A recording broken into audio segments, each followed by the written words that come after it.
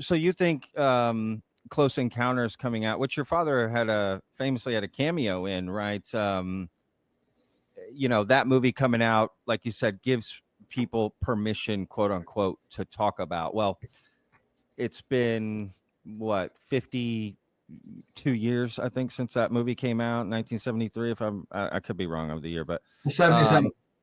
77. Okay, yeah, you're right. Okay, so close to 50 years since that movie came out. That may have died off. I'm sure there's a lot of people that don't even know about that movie, as crazy as that is to say. What's the new Close Encounters right now that gave people permission to sort of talk about it? Well, I think the TV show Project Blue Book was in that vein as well.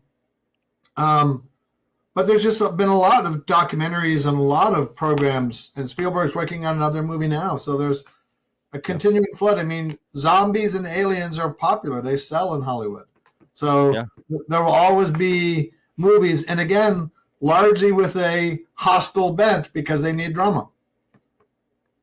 That's true. It's like in the movie E.T., which was at the time the highest grossing movie of all time. There wasn't really drama with the alien, but they had to have drama with the other humans. So there's got to be some bad actor in there somewhere. I mean, there has to be tension, right, for the film, a problem that needs a solution. So that's it. I mean, that's interesting. Well, Close Encounters did a great job of the tension came from just the unknown and him discovering it. But once the discovery was made, they were friendly. And there was the little matter of kidnapping, but it was kinder, gentler kidnapping. Totally. Nobody was harmed in the kidnapping. Yeah. That's back when you could do that. So this new movie that Spielberg has, a lot of people are putting it, kind of comparing it to something in the vein of Close Encounters, right? So you got the screenwriter from Jurassic Park, David Koepp, I think is how you say his name. Writing this. I don't know. What do you feel like? Do you think this movie could have some sort of impact? And have they asked you at all to come on and consult for that? That seems like, no, not involved in the project, at least yet. And who knows? I mean, we just have so many more, back then in the days of Close Encounters, that may have been one of the only friendly type alien movies. Yeah. Now there's been so many types of movies about aliens and cable shows all across the spectrum. So movies aren't as big a deal as they used to be. It's a lot of it has moved to episodic TV. And so now to downplay Mr. Spielberg, who I met during the filming of Close Encounters and since then, but I just don't know if movies have as much ability to impact the overall zeitgeist as they used to, because we're so much more fragmented in our entertainment habits now. Yeah, no, that's a good point. I do find it interesting that Spielberg's coming out with like a Close Encounters, like a serious approach to this, topic. And you've got Joseph Kosinski and Jerry Bruckheimer putting out a film kind of like All the President's Men about the UFO topic, with David Grusch consulting. I think he's even getting a producer credit as well. You've got this, what's it called? The Age of Disclosure documentary produced by Dan Farah coming out, premiered at South by. I just feel like there's some big, right? I mean, the Joseph Kosinski, he's got F1 coming out this summer with Brad Pitt. I mean, this isn't just anybody, right? He put out the Top Gun Maverick movie. I'm just so curious, why these big hitters are coming out. It's because I think, right, that Hollywood isn't going to make a movie or something if they don't think there'll be an audience for it, right? They would want to see that subject taken seriously. So not like in the vein of Aliens or whatever, right? Predator or something like that, right? Some scary, it's different. I don't know. I feel like there is some sort of sea change. What do you think? Don't know. Yeah, that's fair. It's hard. We're the frogs in the water that might be getting hotter. It's hard to know. Oh gosh, that analogy is horrible and most likely true. What are some myths about your father that you've heard that you sort of want to bust for people, or you're tired of hearing, or misunderstandings either about him or his work or yourself?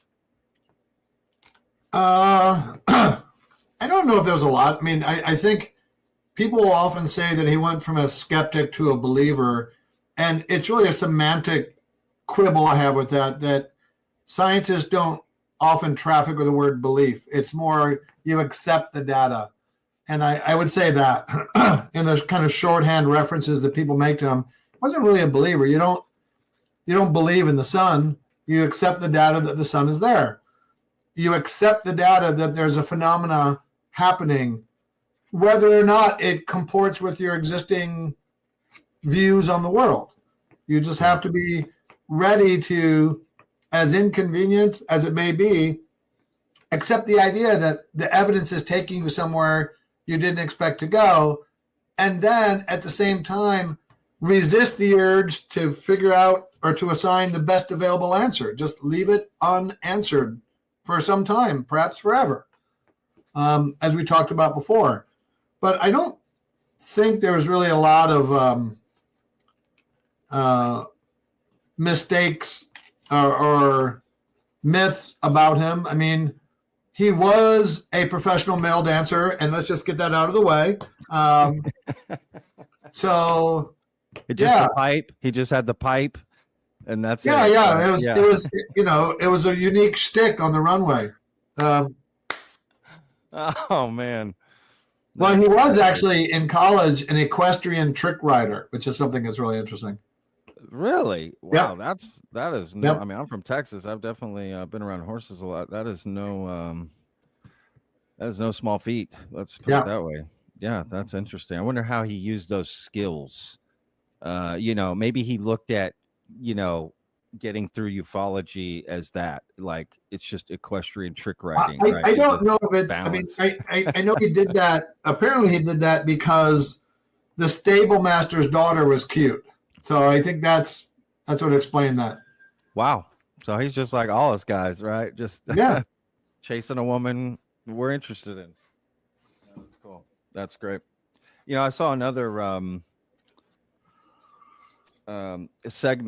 famous segment with your dad on the Dick Cavett show with Carl Sagan. And I'm curious what kind of effect, I mean, I don't know if you know, what kind of effect that had on your father. Did he enjoy those types of interactions? Not really.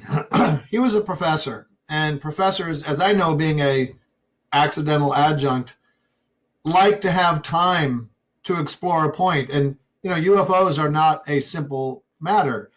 Yeah. But TV is, even back then, was sound bitey. And it's hard to really get into a weighty conversation of something like that in between commercials with somebody that's somewhat adversarial. And he had like an ongoing debate with Carl Sagan.